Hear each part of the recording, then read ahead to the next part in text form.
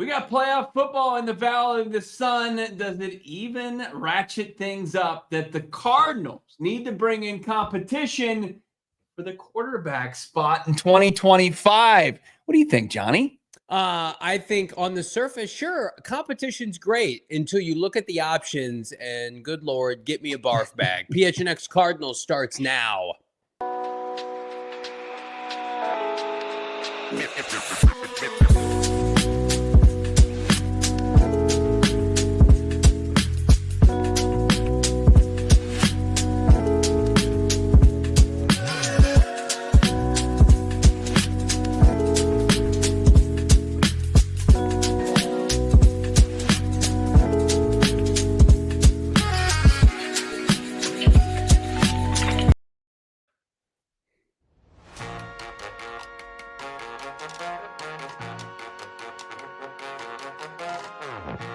Hey, welcome in live from Studio K, presented by our friends at Circle K. It's the PHNX Cardinals podcast, your premier Arizona Cardinal podcast. Like and subscribe.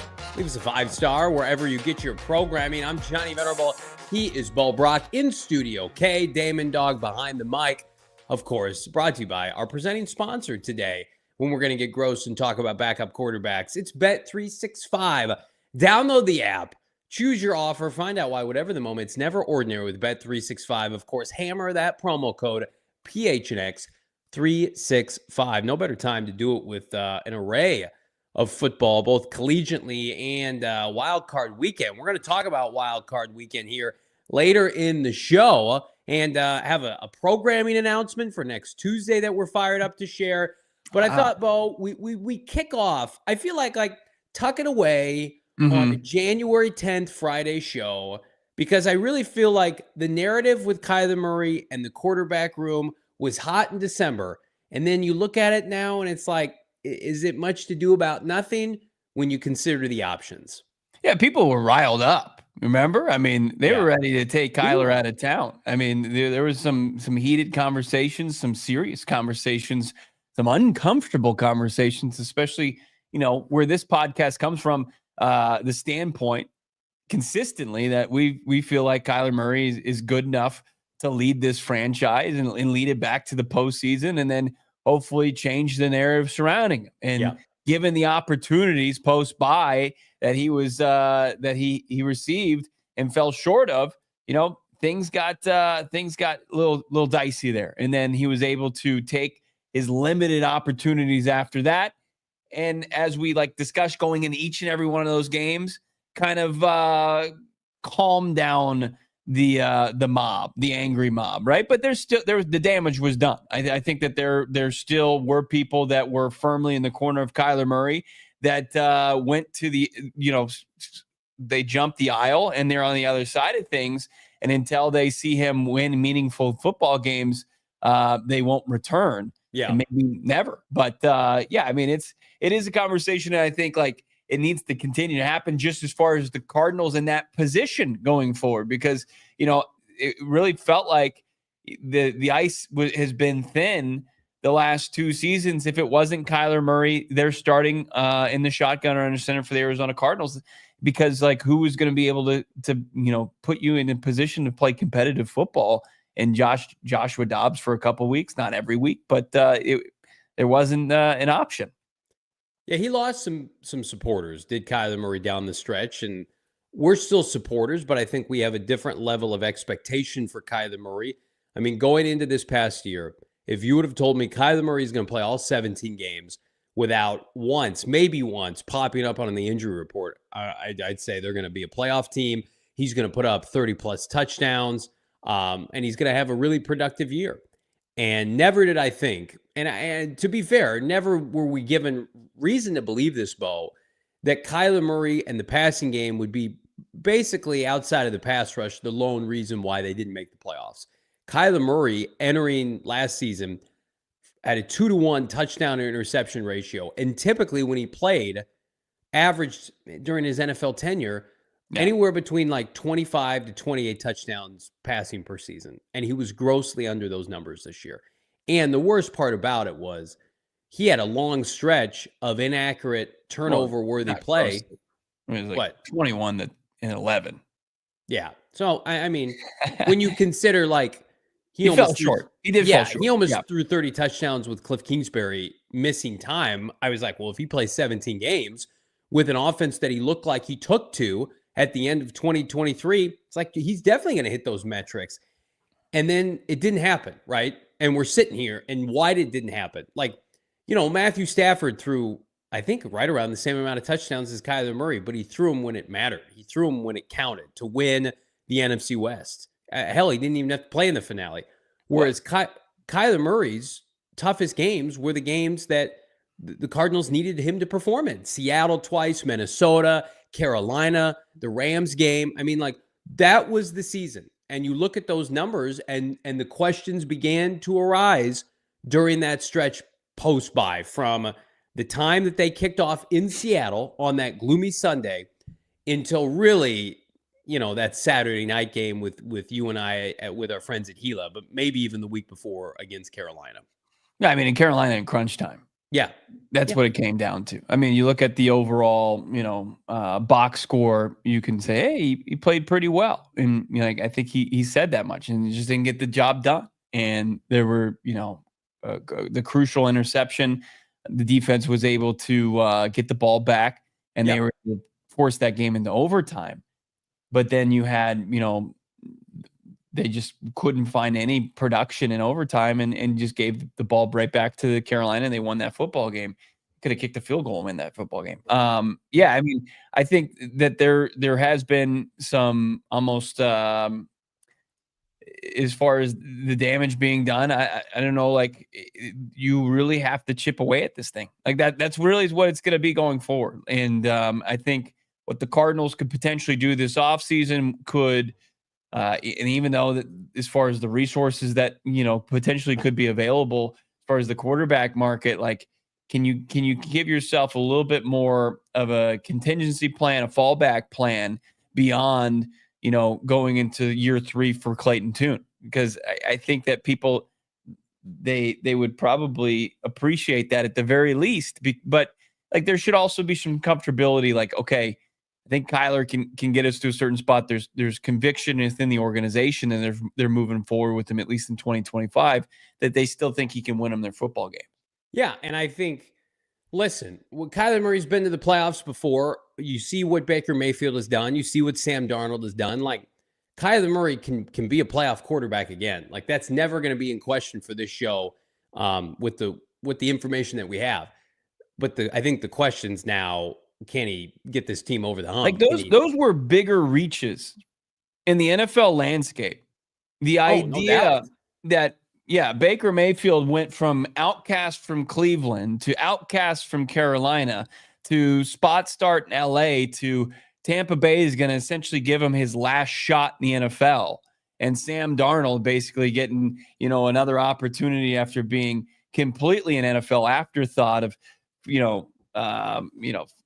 floundering in New York with the Jets, and also relinquishing an opportunity in Carolina, which isn't like the best spot to be successful, and then getting like, a backup job in San Francisco. And you're like, okay, this is who Sam Darnold is. He can be a quintessential backup. Yeah. And then he comes onto the scene, he throws 35 plus touchdowns.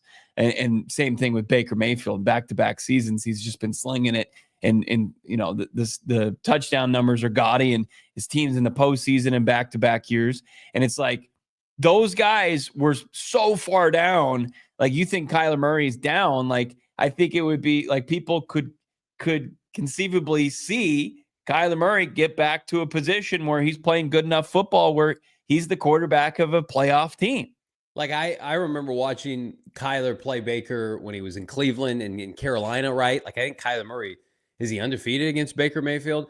And I remember thinking, Baker looks so incompetent in terms of his physical abilities compared to Kyler Murray. Like, Baker Mayfield looks slow. Remember how Baker used to play, and he used to try to emulate a lot of what Kyler did running around. And then it literally took Baker becoming a true pocket passer, and Darnold this year, and then they limiting their mistakes and being elevated by franchises that have won recently. Tampa's got a championship. We think high of Todd Bowles, and then what Kevin O'Connell has done. So I I think the topic of today, and we're going to go through these lists, and they're horrifying. We're going to go through the free agency list, and we're going to go through the draft list. Damon's making them up for us. I think what I want everybody to remember is, like, it's okay to say, I'm dating Kyler Murray as a franchise. We're year to year. But just to say we got to have change, if Jonathan Gannon and Monti Ossenfort become reactionary based on post-buy, singularly just this offseason, it could lead to the kind of crumbling of what they've built.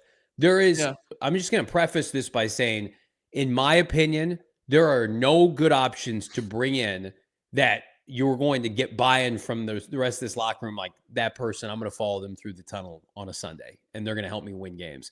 Like, that doesn't mean they haven't won games in the NFL before, but they're a very specific set of circumstances for a lot of these guys to win. And Bo, let's get it started. Let's look at, this is the NFL free agent ranking, availability, whatever you want to call it, with an asterisk on Kirk Cousins. We assume Kirk Cousins is going to be released at some point this offseason. Here are the free agent quarterbacks for our audio-only listeners. Sam Darnold, who's 27, who is going to play at State Farm Stadium, coincidentally, on Monday. More on that later. And who we all believe will be back in Minnesota next year. Russell Wilson, who looks completely washed, 36.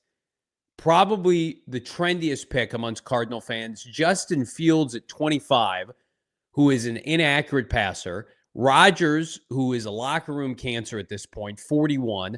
Cousins, who everybody tells me is too old to play off an Achilles, 36. The roller coaster that is Jameis Winston at 31. And then I think this is the worst option on this list, Danny Dimes at 27. Did you get your barf bag out? I think Jameis is worse than Danny. No way. He's more entertaining, but I think if you want Arch, Jameis is the way to go. I don't want Arch. I want to win now. I don't want to watch Daniel Jones. I mean, Bo, when you look at this list, are any of these names viable? No. I don't think so either. Not in the least. I mean, if you're looking at a backup, you could make the case, I think, for Justin Fields. I mean, what he was able to do and go in there and operate an offense, like, that's what you want from a backup quarterback.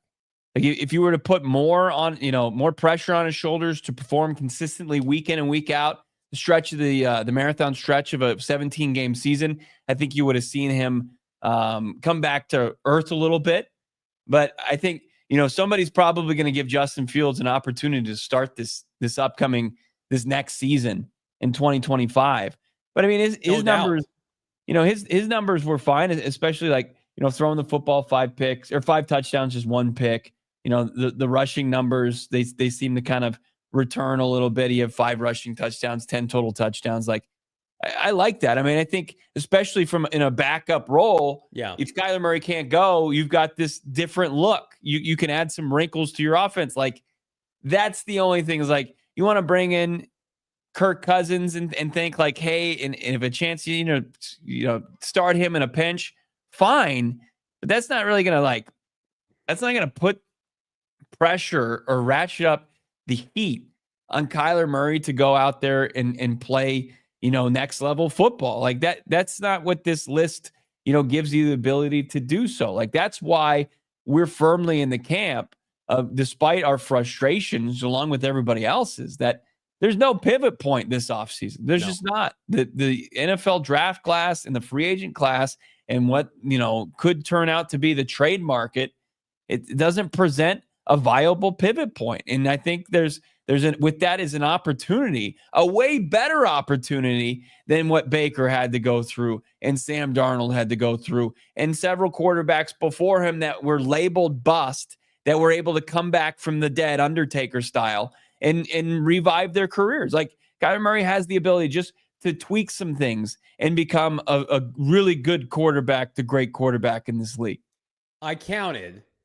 So the Cardinals, to the casual fan, do not have a quarterback problem, right? They don't have a top quarterback, but they don't have a quarterback problem.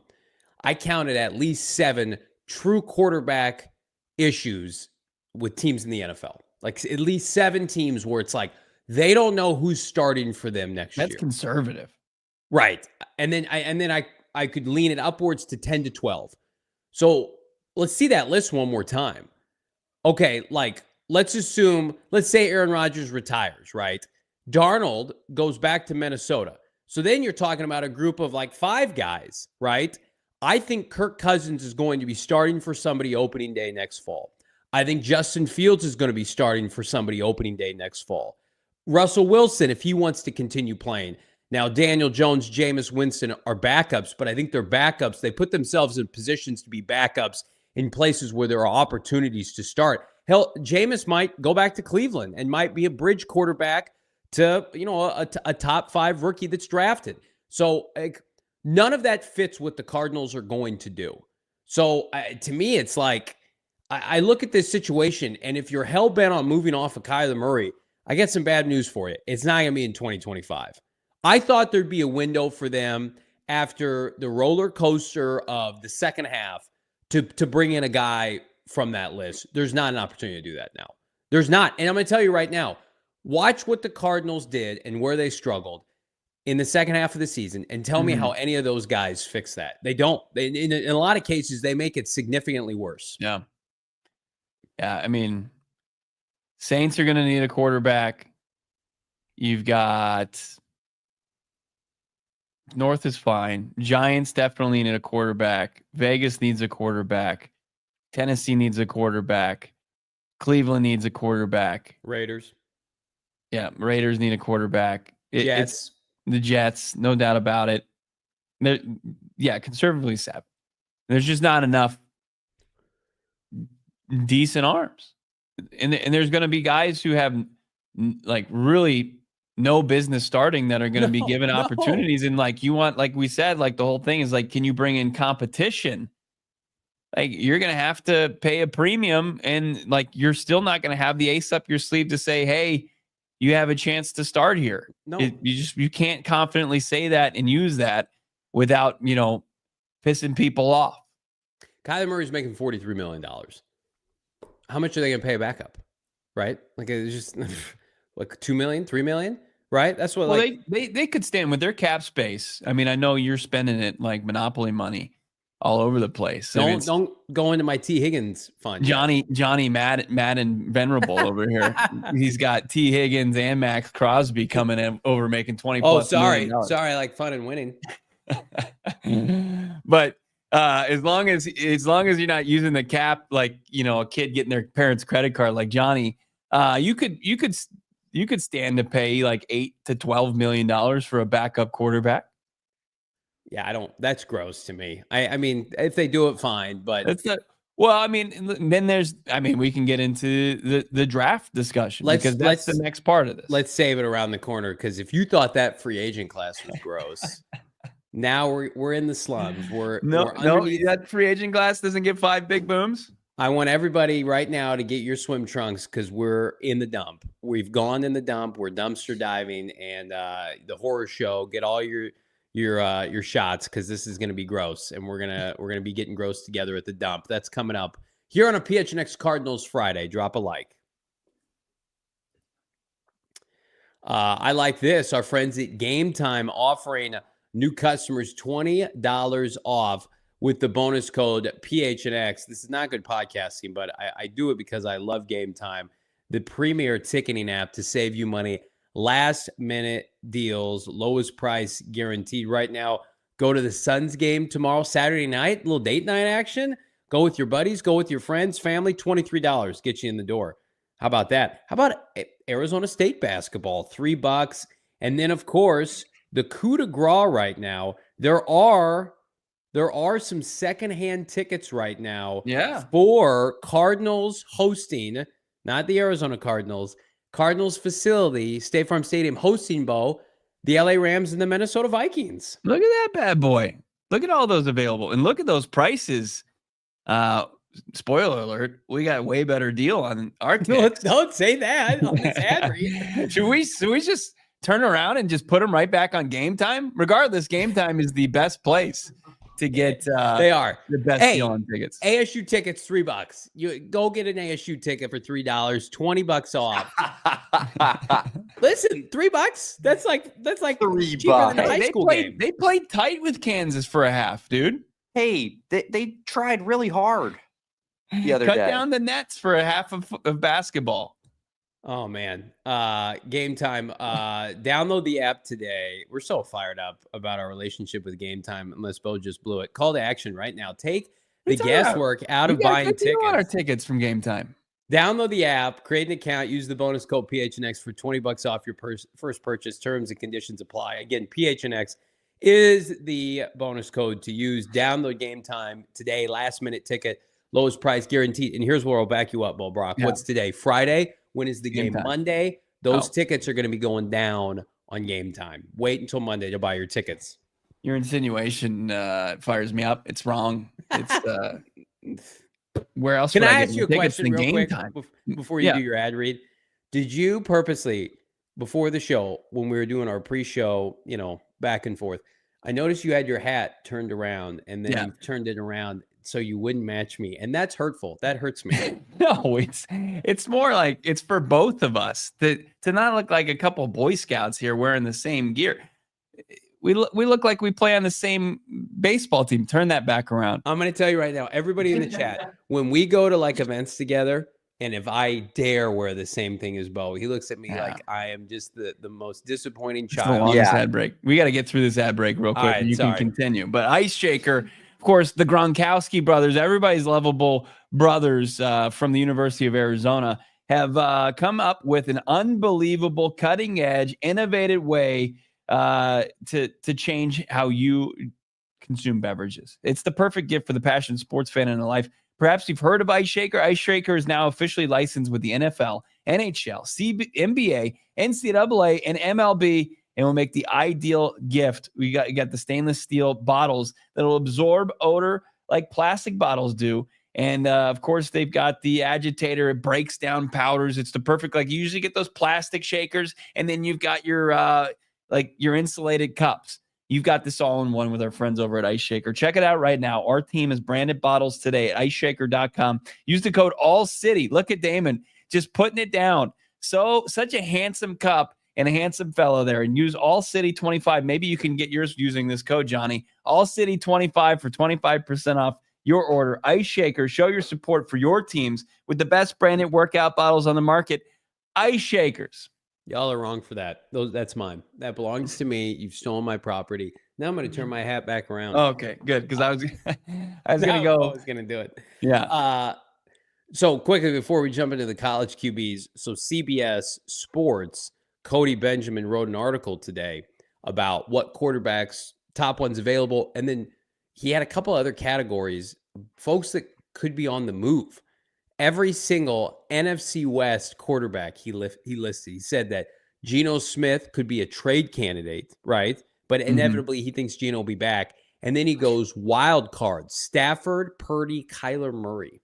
So like, I listen, I don't hate that take. The GM for Seattle basically, or the head coach or GM or whoever it was, basically dogged Geno on local radio. Yeah. Brock Purdy, they're going to sign him. That's going to be a disaster. We're all going to, lap up the tears of John Lynch eventually when that blows up in their face. And then Stafford's year to year because he's old, and Kyler Murray is inconsistent. So I understand the people that are like, hit on a guy and overtake this division, but you can't force it. And I think that's the biggest conversation piece that we want to emphasize today, Bo. Absolutely. Yeah. Have the conversation. You're going to have the takes out there, the strong takes from people who aren't, necessarily in the know, and they're just going to look from the peripheral, and they're going to take the 30,000 view of the NFC West and the Arizona Cardinals and say, hey, Kyler Murray, I know he struggled down the stretch and it's year 6, and is it time to move on? And they would just take that light temperature and make an assumption, but they don't think about, okay, well, it's year 3 for Monti Ossenfort and Jonathan Gannon. And what are the options as far as if they do pivot off Kyler Murray? It's like, well, Kyler Murray could fetch you a first-round pick. John Middlecoff, Colin Cowherd, we covered that on our show. Absolutely. But what do you do? The great analogy that my co-host used, like you could go and you could sell your house probably for a premium. But what are you going to get you and your family into? I mean, it's a seller's market, right? It's not going to be a buyer's market as far as when you're trying to maybe make an upgrade at the most important position in all of sports. That's really what is the big sticking point as far as when we have these conversations, these debates. Yeah, and other teams would see through it because they'd be like, why would we take Kyler? What are you going to do? What's your plan, right? The Cardinals, like, none of us were sitting here saying draft a quarterback the last 2 years, but they would have had to draft a quarterback and just say, hey, we like our guy internally, right? And we're gonna make a change. But they didn't do that. And so will they do that maybe this offseason? You be the judge, friends. So we talked about the free agent QBs. Let's focus on April's NFL draft, which for those of you who don't know, is set to sport what many assume to be the worst group of prospect NFL draft ready quarterbacks in recent memory. I'm trying to remember the Kenny Pickett year, Bo, was I think in 2022 or 2022. Kenny Pickett was the first quarterback taken at pick 20, and then I don't think there was another quarterback taken until Desmond Ridder in the 3rd round. Wow. It was one of the worst quarterback classes, save for Brock Purdy, Mr. Irrelevant. But Malik Willis was in that draft. Matt Corral from Ole Miss. Bailey Zappi, our guy. Was there anybody? Was there anybody? No, it's one of the worst quarterbacks, and people are saying this is very much on par with that class. Now, I disagree. The only other one that I can think of that's even close is that like EJ Manuel class. He went 16th in that draft. Next one was Gino, who actually ended up having a pretty good career. Mike Glennon, Matt Barkley, terrible quarterbacks. Former Cardinals great, Mike Glennon. He's got some neck on him. Cam Ward, Shedeur Sanders. There's been reports that some teams don't even have first-round grades on them. I don't know if that's true. Jackson Dart is everybody's, I'm going to get that guy on day 2, darling, whatever. I don't like how he spells his name. And then it's a horror show. Quinn Ewers and Jalen Milroe. I don't even know if Quinn Ewers is going to be there. You think he's going to go back? Carson Beck going and getting $4 million. Evaluation from for NIL deal to go be the Miami Hurricanes quarterback. Quinn Ewers, if he sticks around and say best case scenario, he's a 2nd round pick, still making under $1 million a year. Yeah. What would he benefit even if he has to transfer because Texas is going to pivot to Arch? Why wouldn't he just go grab? Listen, it's a good argument. Go to Bama. What's Jalen Milroe doing? Couldn't he go get an NIL deal from somebody instead of be a 3rd, 4th round pick? Yep. Remember the people who thought that the Penn State quarterback, Allar, would be a good option, like could be a sleeper? There were takes all the way up until kickoff last night. And then kickoff, they died. They died a quick, painless death because of his performance that said he could have played it himself, like legitimately. I think so. I joked that, but I saw it on the Twitter streets. People are like, he could be a top 5 pick. Colin Cowherd comped him to Josh Allen, and then that has since gone up in flames. That interception he threw in the 4th quarter was one of the worst picks. Like I don't think it's hyperbole to say like, dude single-handedly lost his team. Oh yeah, I was trying to throw it away. Is that? Here's my question: was that interception he threw his best interception he threw all night? He got bailed out by multiple calls. Were horrendous throws in the red zone. Yes, that almost took points off the board for his team. Just throwing arm punts. Well, the guy's terrible. We were looking at it like the first one. We had just finished our show last night. Like, hey, let's check out what's going on in the CFP. There's Penn State in the red zone, and there he is just throwing it up, and he gets bailed out by a flag for a hold that happened, way before that play materialized, and he misdiagnosed it and underthrew it, and it was disgusting. He didn't have a redeeming play in that game. He missed the running back in the flat. The back could have caught it, but it was like low, and he could have hit him in the chest. That could have changed the game. First possession when they had to settle for a field goal. And I think perhaps even the worst throw of the night was his lateral throw at the end of the game when he chucked the ball out of bounds. What on earth was that? I don't know if I've ever seen that before. I think he went from potential top pick to undrafted after last night. I think if you're an NFL team, like, what's the point? Well, he said he was coming back anyway. Yeah. And that was a couple of weeks ago. Good and move. it would have taken him having a big time performance. Why can't I think of the guy who was toolsy that played at Penn State? Hackenberg, Christian Hackenberg. Horrendous quarterback. Yeah, very bad. Very reminiscent of Christian Hackenberg. And also the guy at LSU that was Mettenberg. Yeah. Yeah, you're right. Mettenberg, Hackenberg, and Allar. They're all from the same school of can't hit the broadside of a barn, according to our guy in the chat. Schaff. That's a good comment there, Schaff. So again, this is what we're working with this offseason. The Allars of the world, if they're available. Like the Cardinals, they're not getting Cam Ward. Yeah. Cam Ward's going to go first overall, I think, to Tennessee. Yeah. And then Shedeur Sanders, could he end up in Vegas? He's not going to Cleveland. Could he end up with the Giants? I think that's going to be it. I think there's going to be two quarterbacks that go in the top 10.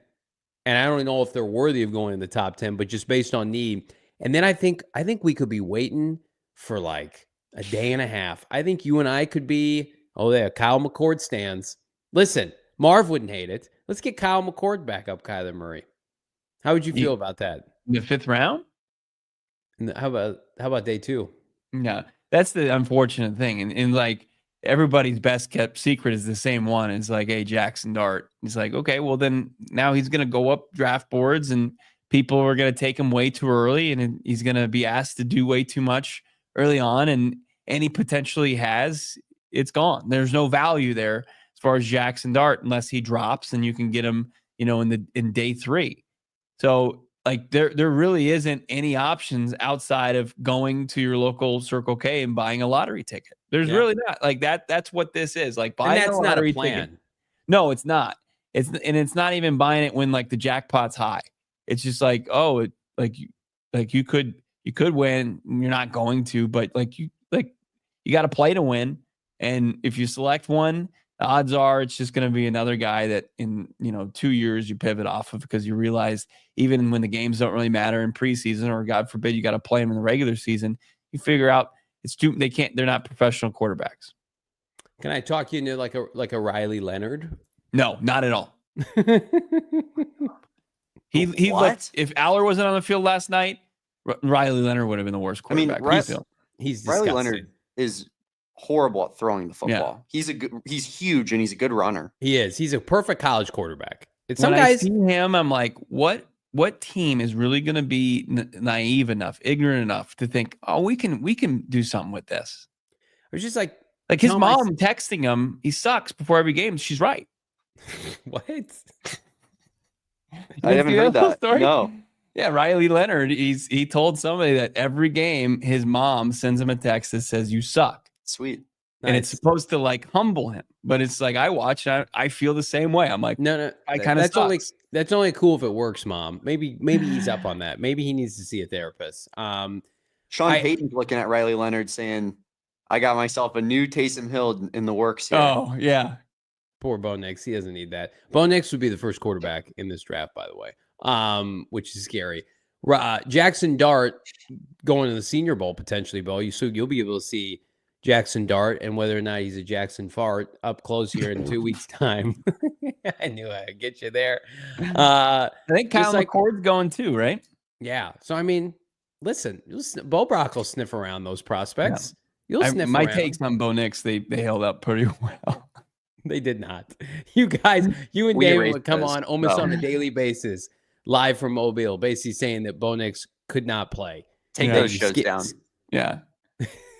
We didn't say that. No, we erased that from the internet. From the YouTube The one thing, though, I will stand behind is like Bo Nix didn't play anybody his first year. No, but then you go back and you look at some of those plays he made at Oregon, and they are impressive. But I think at the end of the day, it's like not everybody is meant to play in the NFL, and that's okay. Right. And I think now you have a chance to make a lot of money at the collegiate level and cash in. And then like that can be your claim to fame. And that's what you can kind of build wealth from. And that's good. That's probably the best thing NIL has done is we don't have to be spoon-fed fraud quarterbacks, especially early. Go back to school. Carson, if I had to look at Carson Beck this offseason for 4 months during draft prep, it's going to be a bad time. We're all going to have a bad time doing that. Have you seen Carson Beck? I don't want to be near him at the combine. So he's going to Miami. Good for him. He'll be the heir apparent to Cam Ward there. And then we'll reconvene. Like, you remember the takes about Kyle McCord this time last year. The Giants were openly clowning him to Marvin Harrison Jr. in their one-on-one. And look at Kyle McCord now. He set some records. He's a mid-round quarterback potentially. Good for him. Let me ask you, what's the solution, though, to create a better quarterback room infrastructure? What's the way to It doesn't exist this offseason. Not in the slightest? I don't know if I necessarily agree with that. Like, maybe somebody we left off that list, and that's my fault. Would Cardinal fans be appeased by a Malik Willis? I don't think Monti Ossenfort, after being in the Titans organization when they brought in Malik Willis, would make that. Who is? Let me run through some names. So you know my opinion on it. I think, and I somebody think threw in the chat Mariota. Would you bring in Mariota for backup? But sure, but that's not he's not challenging Kyler Murray. If you really wanted to challenge Kyler Murray, and you brought up a good point during the year that I think it bears repeating, and it's not that I don't have belief with this coaching staff, but at the end of the day, who is going to be a voice that's not a coach that he can lean on, Bo, outside of Clayton Tune, which, again, no knock on Clayton Tune, he hasn't seen enough. Colt McCoy was that guy. So is there a guy that they could bring in that could be a voice, and if it's understood, and also if they needed to tap on this individual's shoulder, you're going to think I'm nuts. It's just I do think, Bo, when does Kyler Murray struggle? The second half of the year. Who might be fully healthy to help the Cardinals if they struggle the second half of next year? I think bringing in. I think Drew Petzing would like Kirk Cousins. Kirk. You just love him. You can't. I think he probably makes the most sense. They can't afford him. I don't think they welcome that in their locker room because Kirk wants to start. But I do think the Cardinals let Kyler Murray play 10 weeks, and if things fall off, and you're just okay, Kirk. And see, people are going to dog on me on Twitter, and people are going to dog on me in the comments. I'm not saying Kirk Cousins is better than Kyler Murray. I'm just trying to think maybe how the team would think. Yeah. And he's 36 years old. He knows what he is at this point, and he's a wealth of knowledge.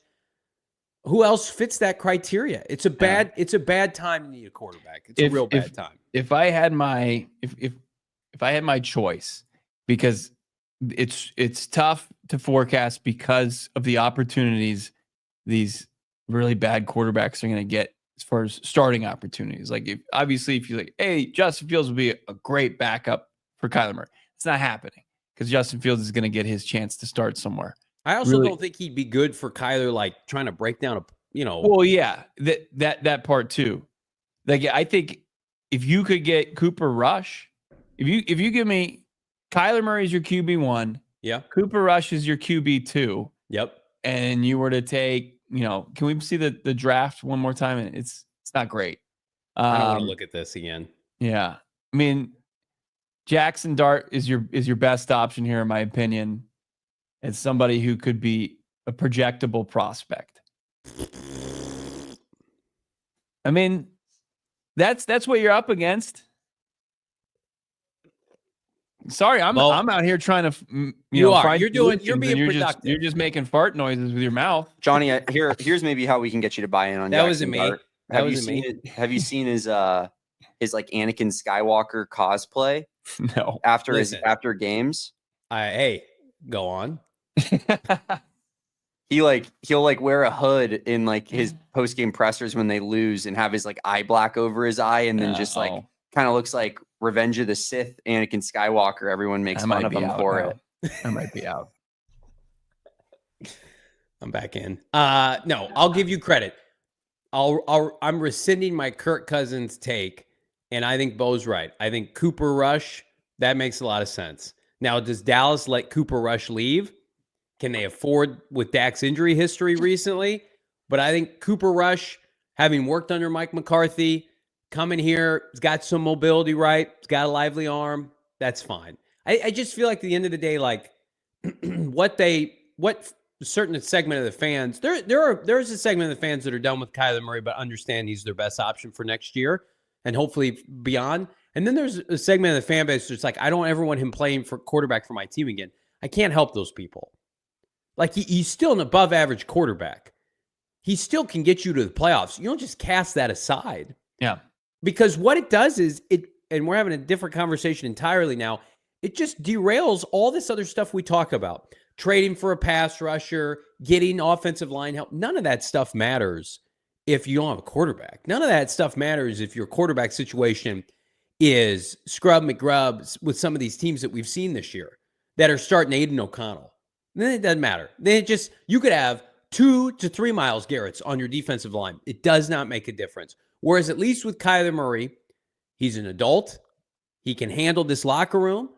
He has the buy-in of his teammates, and he makes enough plays to keep you viable. And you just got to hope he can build on that. That Raiders quarterback room is going to get blown up. Aiden O'Connell and Gardner Minshew. Yeah. None of them move back. You were a big Gardner guy last year. Yeah, I was right. Probably should have added him. It was the same situation we're seeing now. Is like he went somewhere to start, right? Yeah. He played well for Indy. Like, I just, who do you think fits what's a Drew Petzing quarterback built in a lab? What do you think that looks like? About 6'3", decent arm strength, mobile. That's about what he's looking for. As far as like the true comp in the NFL, like who's the guy? I mean, is it Bo Nix? Bo Nix is just under 6'3", mobile, has a better arm than people think. Somebody like that. Probably Patrick Mahomes. Okay, now we go to commercial break. Josh Allen, maybe. Drop a like on this video. Subscribe to PHNX Sports. We're going to be talking about the All-Pro team coming up. But first, I want to talk about how everybody can stay in a good place with their deodorant, right? We never want to be the smelly person, right? And we talk about this every time I talk about our friends at Mando. Bose, we know those people who organically smell good, right? I don't know if I'm classified as one of those people. If I've never been told that, I'm going to guess that I'm not one of those people. But I aspire to be, and that's why I use Mando, okay? Great for your pits, belly button, your butt crack maybe, some other areas that get sweaty and smelly and dirty. These scents are geared toward men with options like, this is my favorite one, bourbon leather, right? Not fine leather goods, but bourbon leather, Clover Woods, Mount Fuji, and Pro Sport. Again, it's fantastic when you're using Mando because it doesn't smell like a deodorant. It just enhances your natural smells and it adds to it. Right now, the starter pack is perfect for new customers. It comes with 1 solid stick of deodorant, cream tube deodorant, 2 free products of your choosing, like the mini body wash. They've got deodorant wipes, plus free shipping. And as a special offer to all of our listeners right now, new customers get $5 off the starter pack with that exclusive code. That equates to a 40% off savings for your starter pack. Use the bonus code PHNX when you shop Mando.com. That's shopmando.com. And again, support PHNX Cardinals. Tell them we sent you. Smell fresher, stay drier, and boost your confidence from head to toe with Mando. You guys are crushing in the chat. And by the way, Johnny, not a stinky guy. You never left the room and everybody like, I appreciate that. Yeah, that might be the nicest thing you've ever said. But you like, remember Flex? Flex, you came in, you're like, man, that guy smells great. Yeah, damn right. Yeah, I miss his musk. You're gonna miss obviously that new car smell. Once it fades out, you always kind of miss it, right? You get into a new car and it's like that allure. Why don't you go find that with our friends over at Sanderson Ford? We love them. Of course, it's 2025. Turn the calendar. You could save up to $11,000 off Ford Expedition right now in the new year with Sanderson Ford. New year, new vehicle makes a new you in 2025. Go check them out. How about the Bronco Badlands? It's an elite car vehicle that you're going to want to get in there if you're out for adventure. Sanderson Ford has 28 to choose from. Discounts up to $10,000 off. You got the Edge for just $35,995. The best deals in 2025. Choose Sanderson Ford. No hassle, no pressure, no nonsense experience, and get more for your trade-in with an easy spot on-the-spot financing. Drive into the new year with a new Ford from America's most awarded Ford dealership, Sanderson Ford. Love our friends at Sanderson Ford. Love our friends in the chat. Drop a like on this video. I did want to bring this up today. All-Pro team announced Brack. No Cardinals on the first team. Budda Baker made the second team All-Pro list. Looks like the only Cardinal represented. But the biggest omission on the surface appears to be Trey McBride. Yeah. Not first or second team. Behind George Kittle on the second team, and the NFL voters somehow, some way, snuck Brock Bowers, rookie sensation, as the first team All-Pro tight end. And I think it just goes to show you, like, Trey McBride, and this is another key point when we talk about this passing game, was grossly hurt by the lack of touchdown passes thrown to him this year. Brock Bowers had one more touchdown, total touchdowns than Trey McBride. He ended up with 2 receiving. He had the recovery touchdown and then the rushing touchdown. So he had 4 total touchdowns. But Brock Bowers, first round pick, playing for the Vegas Raiders, their lone bright spot, week in and week out. They just spam him the football. And he was somebody that obliged with just a few more receptions, a few more yards than Trey McBride, and just a couple more receiving touchdowns. So, like, statistically, absolutely, you got to give the edge to Brock Bowers. I think you got to give the edge to George Kittle as well. He had 8 touchdowns receiving, pretty similar as far as the yardage. He went over 1,000 yards receiving. So, like, you can make your case for Trey McBride. Am I going to sit here? Am I going to scream and yell that he was snubbed? I can't do it. Like, I think that the 2 guys ahead of him have pretty solid cases for themselves. Kittle, I don't have an issue with 8 touchdowns. He was arguably the best player on the Niners this year, and so was our guy Trey McBride. But those touchdowns, I think, are the differentiator. Budda beaten out on first team defense. He and Kyle Hamilton were second team. Kirby Joseph, Xavier McKinney on first team. I don't have an issue with that either, because those guys take the ball away. Yeah. Those guys get interceptions. And that's always kind of been the hole in Budda's game. Looking ahead, Bo, because I think you and I are pretty, fine with these 2 lists here. We know Garrett Williams got some first team, second team votes. Didn't make either list. Looking ahead to like 2025, where do you think some Cardinals could force their way looking at this list now? Like, obviously Trey, hopefully he's always in the mix, right? And as long as he's in the mix, it doesn't matter. Budda will be there because he's Budda Baker. Is there another player on the Cardinals that you could say, like, this time next year could warrant an All-Pro selection if things break right?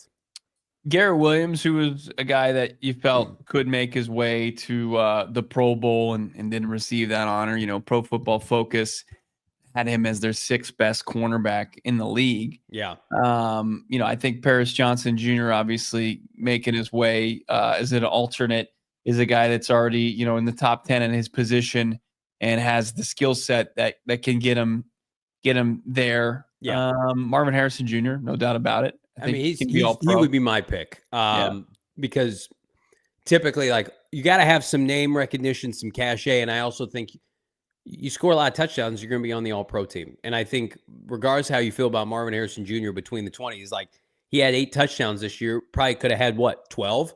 And you look at some of these names, like, I could easily see him having the kind of renaissance to edge somebody on maybe the second All-Pro team. But again, like, it's tough because so much of this is contingent on quality quarterback play and this passing game evolving right. Like, Jamar Chase has Joe Burrow, and Darnold had a career year for Justin Jefferson. Amon-Ra had Goff. McLaurin had Jaden Daniels. Now, this is where it's impressive, is A.J. Brown, CeeDee Lamb both missed quarterbacks this year, and they're on the list. So you got to do yourself a favor for Marvin Harrison Jr. and just make yourself undeniable. I am concerned about the tackle position. I just think that's tougher because it's so deep in the NFL. Whereas, 6 guys get first or second team honors for wide receiver. Like I think Marvin can hopefully, crack. He needs to crack that group at some point. Whereas Paris can just, if Paris Johnson Jr. is just a top 10 left tackle or top 10 tackle in the NFL during his career and makes a couple Pro Bowls and is a stalwart, that's a hell of a draft pick. I don't need Paris Johnson Jr. to get accolades and that kind of thing. Like to me, like save for the Seattle games where he fell off a little bit, he was a phenomenal player this year. PFF graded him as well as almost any tackle in the NFL, not named Penei Sewell and Lane Johnson.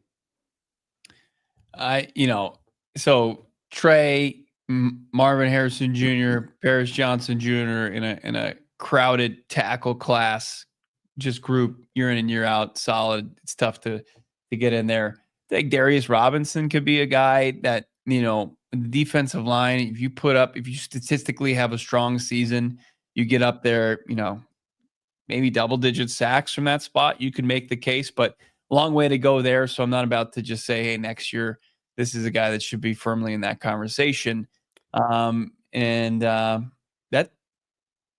about it. Like I think Max Melton's got to show you some more things. I think, some of these guys, these day 2, day 3 picks from the last couple of years would have to do something that wasn't anticipated in order to get them up there. But they've got, I think, a young core of guys that are fully capable of that have all pro ceilings. I mean, not to be a smart ass, but like, tell me why, if they acquired a premier pass rusher, like a Maxx Crosby, like Nick Bonito's on this list, Andrew Van Ginkel's on this list. Like, you're telling me under Gannon and Ross, if they acquired a pass rusher, they couldn't be on this list next year? Andrew Van Ginkel was an all-pro? Yep. He's on the all-pro list this year. Cardinals should have got that guy. That makes me so sad. From the team that let him go to the team that, and also being a fan of the team that should have picked him up. I mean, that feels targeted. First time. So again, it's 11.5 sacks. He was awesome. 2 takeaways. Yeah, 2 pick sixes. That'll do it. He and Grenard. I think I came on the show every day in March and was like, probably should sign one of those guys. Oh, they were both great. Whoops. Zaven Collins led the team with 5 sacks. Whoops. Who could have seen that coming? When we did our wish list, just to be fair, they were on mine. Quinn Ewers has told ESPN that he expects to enter the NFL draft after the season. I expect to go to break after hearing that news. Let's go to break now. I don't want to talk about that. No, we can talk about it right around the corner if you guys are into Quinn Ewers. But I'm going to tell you what I'm into. Saving money, making smart financial decisions with our friends at Desert Financial Credit Union, the official credit union of the Arizona Cardinals, PHNX Sports, and the Venerable household. That's because, friends, for more than 84 years, Desert Financial has been the largest, most trusted local credit union, dedicated in creating exceptional experiences by giving back to the community and providing financial solutions that make lives better. And again, it's not some one-off ATM that you have to go use in a back alley. No. They've got checking accounts, savings accounts, mortgages, loans, credit cards, investment options, and more. Plus, see it on the screen if you're an Arizona sports fan. There's no better time and place to do your banking with Desert Financial. It's the only place to show your team spirit every single day with the exclusive Arizona Cardinal Visa debit card, helmet, bird, player, any of your choosing. I've got the bird. I get compliments on it every time I go out. DesertFinancial.com/Cardinals is how you get started. Open up a free checking account today. Again, it's a free checking account. It takes about 5-10 minutes to set up. Debit cards in the mail after the fact. DesertFinancial.com/Cardinals. Level up your financial acumen today, Bo. If you're in the edibles game or if you're just into edibles, then I'm not telling you anything new. But Pure Edibles, of course, found in Arizona, available in 130 dispensaries statewide, is a proud partner of PHNX Sports. We're excited for them to be a sponsor here, a partner of this podcast here. Pure gummies, not covered in sugar like all their competitors are. Not going to make you, sick or just have, way too much sugar and feel like you're wired just because you had too much candy. No, they've got the perfect blend, full-fledged, candy company offering gummies, Kicks, of course, their version of Starburst, which is an elite candy. I won't debate that. Chews, soft candies like caramel, and hard candies. Pure Edibles has something for everyone. They are a absolute juggernaut. They're an all-pro when it comes to the edibles game, and Pure Effects are clearly listed on each 10, so you know exactly what to expect. You're not going to be, next thing you know, out there in outer space trying to figure out what you've done to yourself and how long it's going to last before you can feel normal again. Now, Pure was created in Flagstaff. The Noble Herb Dispensary is the home of Pure Edibles and is now made in Phoenix, Arizona, right here in our backyard. Pure gummies are designed to be ripped or bit in half and making them easily shareable and making them dial in your exact dose. That's right. Go find yourself some Pure Edible products from one of the 130 dispensaries in Arizona right now. Arizona's own can be found right in your backyard at your local dispensary, one of 130. That's all you need to find to enjoy some Pure Edibles. We got programming notes and some big news ahead of next week. But first, Bo, Quinn Ewers announcing he will go into the NFL draft. If he has a big semifinal game, national championship game, are you changing your opinion on, he's only 21 years old, Texas Longhorn draftee? Yeah, he's one of the, he's a top high school recruit, went to Ohio State, went home to Texas, and felt like it took a little extra developing for Quinn Ewers to kind of find his way at the D1 level. And even when you see like him operating at a high level, I still haven't been like, come away like, man, he's impressive. Like he seems like he's got a decent skill set, decent arm strength, accurate enough sometimes. Not the most mobile guy. I mean, I'm not high on Quinn Ewers in the slightest. No, I'm not either. You look at some of his recent games. The ASU game was by far his best, and he still looked to me like a lesser quarterback to our guy. Like, I'm not going to go like, hey, 4th and 13. Like, man, Quinn Ewers went back and made a play. Like, the guy is wide open. 3 straight games. I disagree on that one. I think that was a legitimately good play. But I mean, it's tough to make that throw in that moment. But the rest of the game, I didn't think he was very good at all. I mean, ASU's defense is not very good. Like, he doesn't have a good arm. He's not athletic. Right. Like, what is the appeal to a Quinn Ewers? What do you see and say, hey, that's the guy I want? 3 straight games, Damon, before the ASU game, 1 passing touchdown in each game. Clemson, Georgia, and Texas A&M. 1 passing touchdown. I mean, you're getting that from Kyler Murray at the NFL level. Like, Quinn Ewers going to do that for you? To me, it's an over statistics. I do. I'm Mr. Statistic. Watch the game, learn the game. Yeah. He's a big time quarterback. How many touchdowns did he throw? That's what you need to know. That's not important. What's important, if you're watching with our streaming partners, hop on over to gophnx.com. We got 730 people watching on a Friday. Drop us a like here. We jumping in to some super chats, but before we do, we'd be remiss if we didn't bring this up. We'd be critical of Cards ownership, Michael Bidwell, and mistakes in the past, but not today. Michael Bidwell and the Cardinals, of course, hosting Monday Night Football. But when ahead of that, per Adam Schefter, the Cardinals are sending 2 of the team's 777 planes, 777. I don't know plane verbiage, to Los Angeles this afternoon. Sending 777 planes. It's shocking that Johnny's not a plane guy, isn't it? Johnny reads this like, wow, that's a lot of planes they're sending. I knew that they weren't sending 777. They're picking up the Rams team, its staff, their families, 6 dogs and 2 cats. And yes, 6 dogs and 2 cats per an official, and bringing them to Arizona tonight. Cardinals are turning over their training facility for the evacuated Rams to use in advance of their Monday night game versus the Vikings at State Farm Stadium. Now, this is definitely not the part of the show where I talk about the culture shock that the Rams going into the Cardinals training facility compared to their own. But here's what I will say. Good on you, Michael Bidwell. This is what you need to do. This is how you continue to ingratiate yourself with the fan base, with the NFL. And again, I think like this, I'm not surprised by this move. Michael Bidwell does a lot of good stuff. And the unfortunate part is, when I put out a tweet supporting this, there was a lot of people that said kind of the stuff that people think of when they assume like Bidwell. It's like, he takes care of everybody else great but his own team. And I don't necessarily agree with that. But like, he does step up. He does a great job hosting the Super Bowl. Things like this, they've taken in, people with other natural disasters like this. This is not a new thing, but nonetheless, I want to make sure we talk about it. Yeah, no, look, it's a great gesture. And, you see, I think Robert Kraft was similar. He provided his plane, I believe, to those in need and opened up, obviously his facility, which he's done in, I went in way different situation and hosting Super Bowls and stuff like that. But no, this was the right thing to do. And I think that it's going to, with a year and a half ago, you couldn't find a positive little note that's going to be broadcast on national television during a playoff game about this organization. Times were tough. There were some dark times for this organization. I think they've made their way through it. And I think Bidwell did himself a service by finding the right people for football operations and Jonathan Gannon and Monti Ossenfort and letting them take hold of that and then give their opinion and their thoughts on how they can improve things and get them up to what a modern day NFL organization should look like. And there's still a ton of work to be done. And the thing that you said, tongue in cheek, absolutely, like it's very real.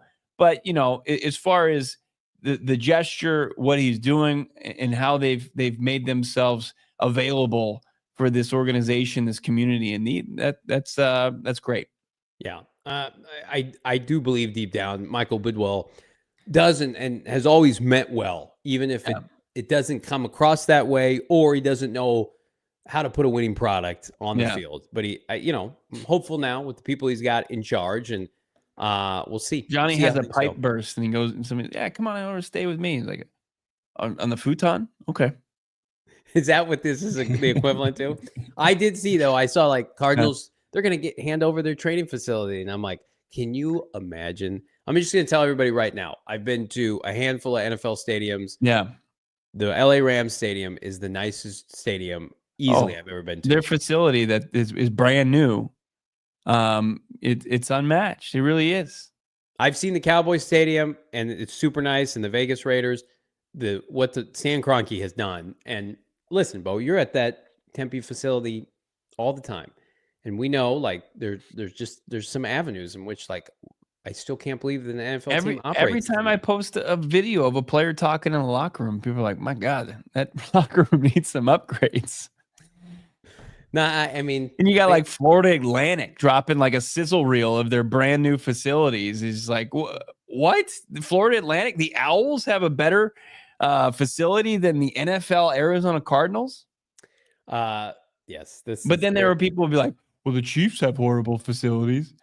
Because they can't upgrade them while they're playing deep into February. Yeah, the Bengals just recently got a practice bubble. It took like forever for the Bengals. I mean, Bengals are a poverty franchise. They big time poverty. They're worse than the Bidwells for sure. Let's get some of these super chats. Deo, my guy, $4.99. Thank you so much for the super chat and the support. If you guys are going to watch OSU versus Texas tonight, be on the lookout for JT Tumalalu. Number 44 for Ohio State would be a doggy for pick 16. I am more of, and I like that recommendation. People are going to throw up in their mouths. I like Jack Sawyer a little bit more. And I know a lot of people hate that, and they think that he's maxed out his ability. He's a senior. He's 6'5", and he's got 8 sacks this year, and he's disruptive, and he takes the football away. I look at Jack Sawyer and I'm like, that's a Gannon Ossenfort player. That's a guy. Yeah, that's a guy that just plays the game right. I don't know what it is. That's what you love about Jack Sawyer. This is not version of the linebacker for Ohio State last year. Yeah, exactly. Well, Eichenberg or something like that. Tommy Eichenberg with his 2 broken hands. I don't know what scary dude. Tommy Eichenberg literally was. I asked him a question about playing for Gannon. I was like, "Yeah, wouldn't that be cool?" And he was like, "Whatever." He just looked like the scariest dude. Yeah. Where is he at? And you're like, yeah, get off of there, pal. You're done. 8 tackles this year for the Raiders. 5th round. I'm surprised he even played NFL downs this season. 5th round pick. Pretty shocked. Let me pull up his game logs real fast. Here we go. Tui Malolo. Yeah. What are some of his stats? Jack Sawyer could be a Cardinal. I mean, doesn't that feel like an Arizona Cardinal to you? Like, how many years did he play? They love guys who played like 5 years. Played like 20 years. JT, on the opposite end, He's also 6'5". He's also a senior, and he has 10 sacks. So you can sign me up for that. I like Ohio State players. Guess what? They rarely bust. And the Cardinals have used a first-round pick on an Ohio State player each of the first 2 years with Ossenfort, and there are plenty to pick from this year, and a lot of them play right where the position of need for the Cardinals is, front seven, defensive line. 10 sacks for JT. And what was it? 8 for Sawyer? Yeah. Can we just have 17, 17 TFLs for JT. Oh, my God. Jack Sawyer. Let me tell you about a guy named Jack Sawyer. This guy loves football. 8 sacks and a pick and 8 TFLs. I mean, he has, basically 10 less TFLs. But yeah, I tell you something cut of his jib. I just like Sawyer better. Here's what I like about Sawyer. And you guys are going to call me a loser, and that's fine. He protected his university from Michigan planting their flag, and tradition and those colors don't run, that he wanted to make sure that Ohio State, that was not tampered with. And we could use some of that with the Arizona Cardinals. Yeah, don't mess with the Cardinals. Yeah, that's great. He never beat Michigan. I was about to say the exact same thing. He lost. Defense, it wasn't the defense's fault. The defense, they can't score. What was the score of that game? Wasn't their fault. It was like 13-10. Yeah, he was awesome. So bad. We could use a little bit more Jack Sawyer in this locker room, my friend. Give me 53 Jack Sawyers. Jack Sawyer. He put some heat on Geno Jack Smith. Sawyer. Yeah. Dennis Gardex is going to have more of a productive career than Jack Sawyer is going to have. Stop it. Wow. That's a bold take. Jack Sawyer's got a first-round grade, I think. No way. I think he's more of a third-round guy. Yeah. No, come on. No, last time I checked, he had a he's never reached double digits. I'm seeing JT second round and Sawyer right behind him in that third round. All right. This is not the end-all be-all. Tankathon, yeah, you're right. He's look at Johnny just holding the line for Jack Sawyer. 47th. Jack Sawyer, Cam Scadaboo, electric. He hated Ladd McConkey though. Can we just throw that out there? Yeah. Can we let's get to Joey the last and Brock Bowers. To just jump in here. Yeah. Should have protected the logo on the scoreboard. Nice contribution for $1.99. Thank you, Joey. PR Mac. I welcome roasting us over Super Chat. PR Mac, $5. A backup QB upgrade is necessary for K1 at minimum. At best, the competitor will push K1, but who and for how much? I mean, PR Mac, it's great on the surface. It sounds good. As much as I hate giving Bo Brock credit, I hate it. Cooper Rush fits that build. Somebody like Cooper Rush. But again, does Cooper Rush want to go and start somewhere? Here's what you can say about Kyler Murray. That used to be an indictment. He played all 17 games. He's not injury prone anymore. Yeah. So you're going to have to bench Kyler Murray based on PR Mac production and play. They're not doing that. I mean, you lose the locker room. Yeah. I just saw Marv on his Instagram posted Kyle McCord's announcement going to the next level. That's his boy. They went to high school together. They played at Ohio State together. Listen, how early would you take Kyle McCord if you're Monti Ossenfort? 5th. You think he's better than Clayton Tune? I think he can be. Yeah, I think he could be. He could beat him out.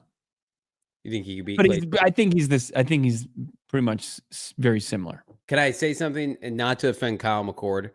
His headshot, if anybody's ever gone and looked at it for Ohio State and now Syracuse, one of the most punchable faces you've ever seen in your life. As somebody who has a punchable face, look up Kyle McCord's picture on ESPN.com right now. Kyle McCord almost threw for 5,000 yards. He had 4,700 yards passing, 34 touchdowns. But Clayton Tune threw for 40 touchdowns in a college season. I know. And they both play in trash dog water conferences. It's cupcake conferences. It's conferences like Andy Isabella used to put up 2,000 yards receiving. It's not real football. It's not. Goodbye, Kyle. AZ Moses, 89. JV would play Madden and then turn off the salary cap. I don't need to do that. Is that how you play Dynasty? I am going to make Bo eat so much crow. If we're sitting here in March and they have $100 million to spend and the team is frugal again, nickel and dimes, and I'm like, hey, you probably should sign some good players, and they don't spend, then Bo's going to be made out to be the bad guy. Call me Madden boy. It's like what I recommend is Madden in Bo's mind is just how regular teams operate in certain off seasons when it's time to go for it. T. Higgins is not a splurge for this team. Yes, he is. Yes, Isaiah, $4.99. If we draft Pierce Jr., I'll crash out. His entire tape is against UTSA and fraudulent D1 pretenders. Jalen Walker can do whatever he wants on the field. Damn. Wow. So doesn't like the guy from Tennessee, loves the guy from Georgia. I think Tennessee is very soft as well, Isaiah. So I have no issue with that. You don't like Walker, though, because of the stigma of him playing more snaps as an off-ball guy than an edge, even though I think he would go into the league, go into the Cardinals organization as an outside linebacker.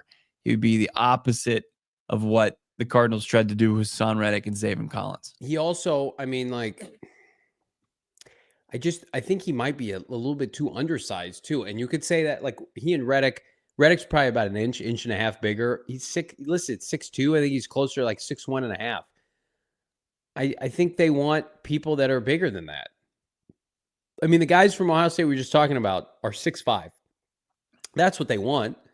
It's fine. I'm not going to be particular. 6'2", 150 is plenty big enough to play the position. Yeah.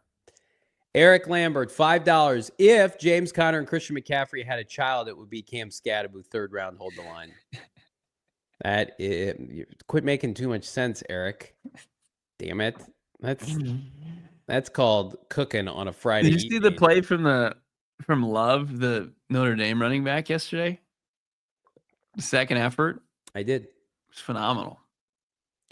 I mean, Scatterbo has plays like that every week, but how much better was Penn State's roster in terms of like draft prospects? And they just blew it. Penn State's outside Ohio State might have the most NFL talent. I was surprised how much NFL talent they had last year. Yeah, a bunch of people came back. You know what? I'm gonna tell you right now that there's a guard for Notre Dame. I can't remember his name. Who is their run blocking is elite. They were pushing around. Yeah, can't throw. Joey Kennedy, $1.99. A lot of all-time douchery. I'm guessing that means douchery from Dunsery, excuse me, or Dunsery from Twitter GMs lately. Is that in reference to this show or just in general? I think you Twitter? Directly. No, okay. I don't know. Got it. No, I think he's like it is with the seasons just ending and the non-playoff team fan bases are in a frenzy and people have takes and they're getting them off. Yeah. I mean, you see there's some bad takes out there. Like we posted something today. It was, what was it?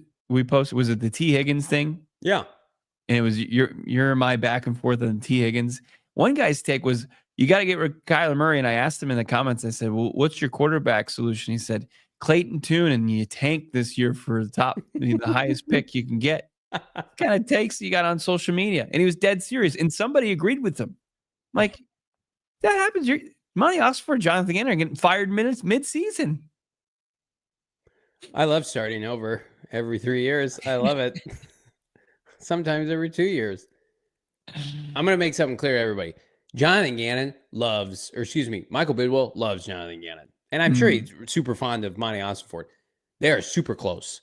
They are. This is the brain trust for better or worse. And they're gonna have the right to pick their own quarterback. If Kyler Murray goes down, or if Kyler Murray doesn't have a good year, and let's say the Cardinals win 6 games, Bo, the worst hell on earth kind of season, Ossenfort and Gannon are both safe. They're easily safe, and they're gonna go in the next offseason and they'll get another quarterback, and they'll keep this train moving, man. They're not there is very, very little scenario that I could see where Ossenfort and Gannon get fired.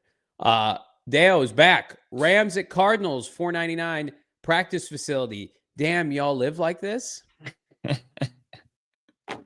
I do think that is what's being lost in the Adam Schefter tweet is like, yeah, the Rams they go in, they're there for a team meeting, they flip on the lights in the locker room, they're just like, Jesus, this team beat us, beat the brakes off us. This team held us under 20 points in 2 games this year. Wow. It was like after college, my mom was coming to stay. I'm like, yeah, come stay with me. She's like, no, I stay at a hotel. Nah, come on, no. come stay with me. They spend so much time in that locker room too. I mean, you're there all the time during the year. Yeah.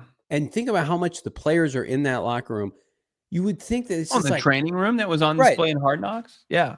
It's like in your house. It's like you should never redo a guest bedroom over like your kitchen or your living room because you're in your living room all the time. It'd be like, I'm going to actually go and renovate the shed in my backyard that I'm in like 4 times a year. Yeah. The Cardinals literally are in that training room every day, and they're just like, this is good enough. Unbelievable. Yeah. That's unbelievable to me. They print more money than God. I don't know what they're doing with it.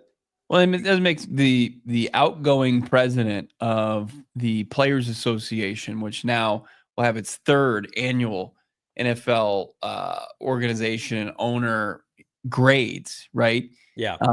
Said last year that they were going to renovate the locker room. That they were told that. So I don't know when that's happening. Well, I think we'll get to see how they do. Yeah, and the grades I think will be better. I think they'll be better. And listen, they can't be any worse than 2 years ago when we were at the combine and those puppies dropped. F-. Times were tough. We've come out of it not fully unscathed, but in a much better spot. We have a little bit of an announcement. We got a twofold announcement. Went to that, by the way. I went to that press conference last year. I want to send Johnny to that press conference and him relay the grades. But who? That's the part where it's like you can't put that on Ossenfort and Gannon. Like that doesn't apply to them. No. 2 big announcements. Let's start early next week. There will be no Monday edition of PHNX Cardinals this coming Monday. Why? Well, let's see it, Damon. PHNX Cardinals goes wild card, baby. I can't believe we're just telling everybody where we're at. That's what Johnny wanted. Okay. All right. We will be at the wild card game. Come and hang out. We got our tickets secured this morning. Shout out to Bo, me, Damon, Bo, my 9-year-old son, Hudson. We will be doing content. We will be having fun, and we will be skull chanting for the Minnesota Vikings against fraud, Puka Nacua, Stafford, etc. Cardinals couldn't host a playoff game, so this is our next best opportunity to see playoff football in the desert. If you're in the area, if you have tickets, come on out. Damon just straight put it on the graphic. We are in section 403, row 5, seats 17, 18, Was 19. I not supposed to? I'm starting to feel like maybe I wasn't supposed to. No, you're good. I think like there's home addresses. This is fine. I was a little. Damon, here's my social. I think there's going to be an opportunity for us to move up seats. I think that we're going to have an opportunity to just start creeping up. Don't you? Yeah. What are you wearing in the game? My son has a Justin Jefferson jersey. I'll go neutral. I don't have any purple gear. I'm wearing my yellow braided hair wig. I'm wearing my big giant horns, biggest pair I got. I'm wearing my shield. I'm wearing my battle axe. You don't have any of that. It's time to go all the way in. What are you really gonna wear? Are you gonna try to rep something? Are you just gonna be? I might just toss some purple standard. On. You're just gonna be everyday Joe football fan. Purple rain, baby. Here, hang on, everybody, wait right here. What Star Wars? Some figurine's gonna make its way down. Bring? Yeah, there's a lot of Star Wars characters with horns, so I'm interested on this one. Okay, I was gonna grab my son's Justin Jefferson jersey, but I can't. It's not in striking distance, so sorry for that. Speaking of Jettas, Damon's got to tell his story. Yeah. Should I get that picture real quick for us? You have you took a photo? See this picture. Yeah, you need to take this picture. All right, so before we get to that, that's unbelievable. I haven't seen this photo yet. So much breaking news here at the back end of the show. So number one, Monday night, if you're in the area, if you're going to the game, let's see that graphic. I'll put it up one more time here. Section 403, row 5, seats 17, 18, 19, and 20.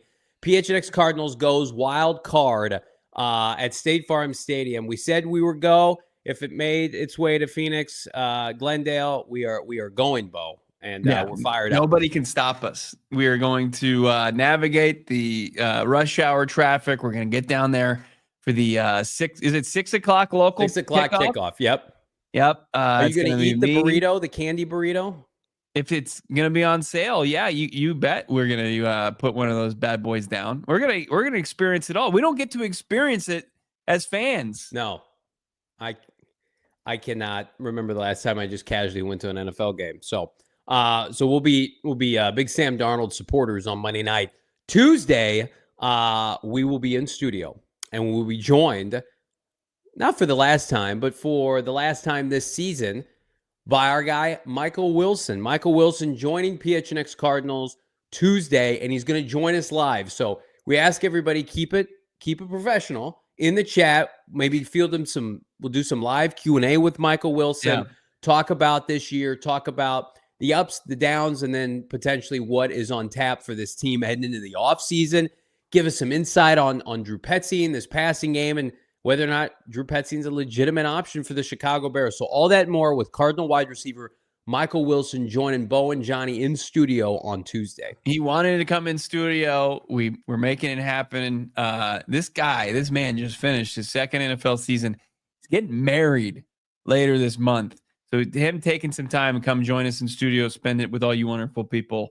It's incredible. Can't wait to talk to our guy, Michael Wilson, and just hear his thoughts about what's going on. It was a bummer not to see him in the lineup, the final game of the season. We'll have to check in as well, how he's doing physically.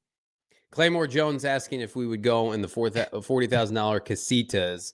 I mean, if they're comped. That's how much you guys make per episode, I'm pretty sure. Yeah, that's true. That's true. We're pulling in. It's not bad. We are, if you know where our seats are at, we are up there by the Ring of Honor jerseys. Numbers. I think did you get the picture of the seats? You just did the where we're staying or where we're sitting. I think they're actually literally right above the press box. That's not terrible. No. AZ Moses, 89, 499. I'm picturing JV, his son, Bo, and Damon, Dawg, rolling in the State Farm Stadium like Stu, Phil, Allen, and Doug from The Hangover.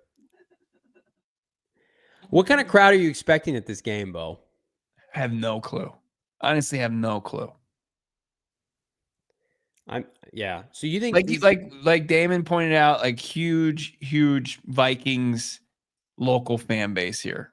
I don't think it's conservative to say like 80-20 Vikings fans at State Farm Stadium. Yeah. I mean, there's no choice. This is a tragedy what's happening in California. Yeah. But if you're the Rams, like that's demoralizing. Like you're in the home playoff game. You got to play a team that was one game away from being the 1 seed, and now you're going to play it on the road. You lose any semblance of home field advantage. You really didn't have one. Like SoFi is right. Celebrities, you get some fair weather people, and the Vikings fans would have traveled well, but I mean, listen, never underestimate McVay and Stafford. I do not have a Cardinals Adrian Peterson jersey. That was a fun 3-game stretch though. Remember his first game? Yeah, he was unbelievable. You're like, what the hell is this? Because he went 120. He went to New Orleans and they wouldn't give him the ball. He was like, I'm not in a backfield platoon. And Aaron's like, I'll give you the ball 30 times. He's like, let's do it. He's like cutting, making people miss. Wasn't that after David Johnson broke his hand? Yeah. Listen, Steve Keim couldn't draft for you-know-what, and he made some egregious moves. But man, oh man, every time this team was like, let's get some juice in the headlines, Steve knew how to pull the trigger. Rarely did it work out, but he took some shots. Yeah, he did. What kind of what Damon getting? This is gonna be like the 4 guys from The Hangover. Are you getting the seats that we're sitting in? Are you going to tell the story of who you saw today? Oh, he's got that ready. Oh yeah, it's ready to go. I was just waiting on you guys to finish. Yeah, let's see it. Yeah, so I am pulling into the office today, and I'm stuck at the red light here right in front on Van Buren. Yeah. And about to turn into the parking garage, I see a gentleman about 6 feet tall, looks quite a bit like Justin Jefferson, who would probably be in town at this point, you would think, wearing the quintessential Justin Jefferson shades, like the old, 2003 style sunglasses, braided hair and whatnot. see him on the street and took a picture of him. He turned his back on me right when I snapped the photo, but he was walking from the side. Man on a mission walking downtown today. And then I pulled out right in front of him, Johnny, because I had to go a little bit more in that direction in front of our parking garage. Yeah. Rolled my window down all slow, put a shock out the window and went, "What's up, brother?" And then he looked back at me and was like, "How we doing, man?" And then I just went about my day, and I'm pretty sure we're best friends now. I like this because, I mean, it was special. When Damon meets football players, it usually gives him a little bump. I mean, what do we see from Tip Ryman? He had a career game, his best game as a pro. No doubt. After meeting Damon. 30 yards in that game? 2 catches for, I think, like 14 yards, maybe. Wow, special. Huge special performance. Yeah. Special performance from a 3rd rounder. Probably met a couple guys in the C gap that day. And then, like, you know, when Damon met Marvin Harrison Jr. before Johnny, locked eyes. When did you meet Marvin? Oh, many times. Indianapolis. You didn't meet him in Indy. I was there with you. Oh yeah, at the practice, at the joint practices. Oh, the joint practices, as well as at the Cards facility, or not Cards facility yet, in Glendale at State Farm Stadium for one of the training camps. Who do you think Cardinal wise is going to be at the Super Bowl for us to talk to? I think Trey McBride already said he'll be in New Orleans. Okay. Jalen Blair has an update as far as what to expect as far as tickets in what the crowd's going to look like on Monday. 52,000 tickets were sold at an exclusive window. Rams say 35 were bought by Rams season ticket holders, so 17 were bought by Cards season ticket holders. 3,500 Rams fans are coming to. No way. I'm going to say maybe a tenth of that happens. I'm going to say about instead of 35,000, I'm going to say about 3,500 Rams fans. I'm going to say a lot of family and people from that organization. I just can't. That fan base is small to begin with. AZ Moses, Damon, Dawg, and Jay Jetta now equal to Dale and Brennan from Step Brothers. You said Justin Jefferson was 6 foot, and I had to look that up. He is. Why did I think crazy? Yeah, no, Bo didn't. I said the same thing to him. He was like, "What is he like? Just tall?" And I was like, "No, he's actually really, really normal sized." And yeah, he plays a lot bigger than 6'1", but I would venture to say he's even a little shorter than that. I mean, most listed heights. That's unreal. As good as he is. So recap: Monday night, no show. We will be at State Farm Stadium. Come hang out with us. I'm being sincere. We want to see you. We want to hang out. We're doing content.